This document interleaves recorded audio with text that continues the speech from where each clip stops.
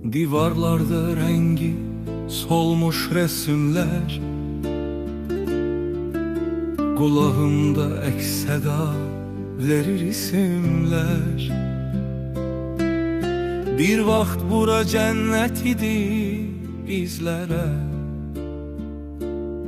indi isə toz qonubdur izlərə.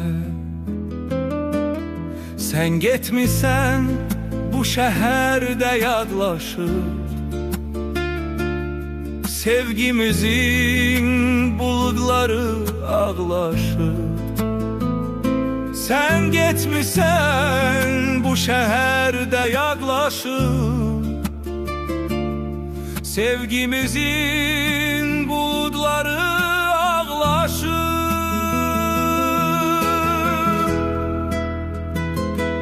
Xatirələr qapımı döyür yenə də, bir ümid yox bu dumanlı bəndə də. Soruşma ki niyə belə gec oldu, baharımız açılmadan tez soldu. Gözlərimdə yaş quruyub dinmirəm, mən o eşqin gəmisinə minmirəm.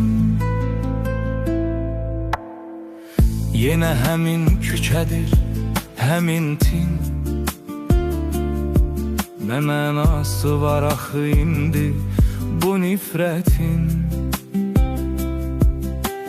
Kaleyimiz ayrı yazılmış demək,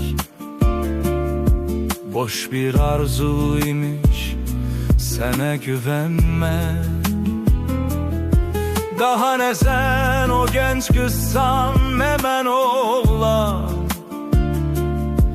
geriyə qalan bir ovuc yalan və güman.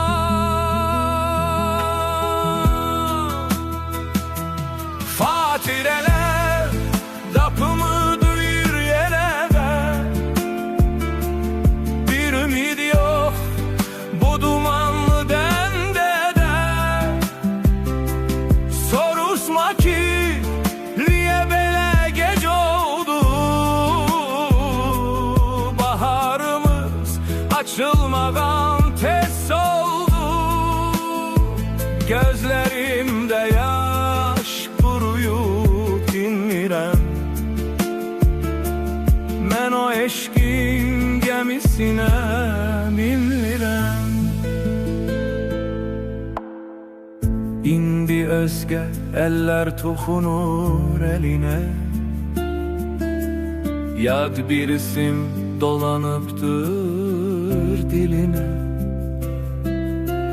Mən də artıq barışmışam bu soğla, ömrü keçirirəm sakit qanunla.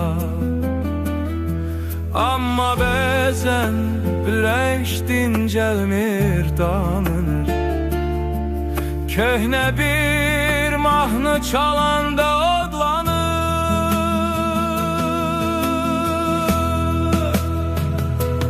Xatirələr qapımı döyür yenə də,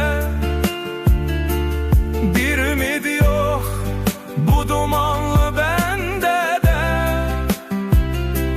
Soruşma ki niyə belə gec oldu, baharımız açılmadan tez soldu. Gözlərimdə yaş quruyub dinmirəm, mən o eşqin gəmisinə minmirəm.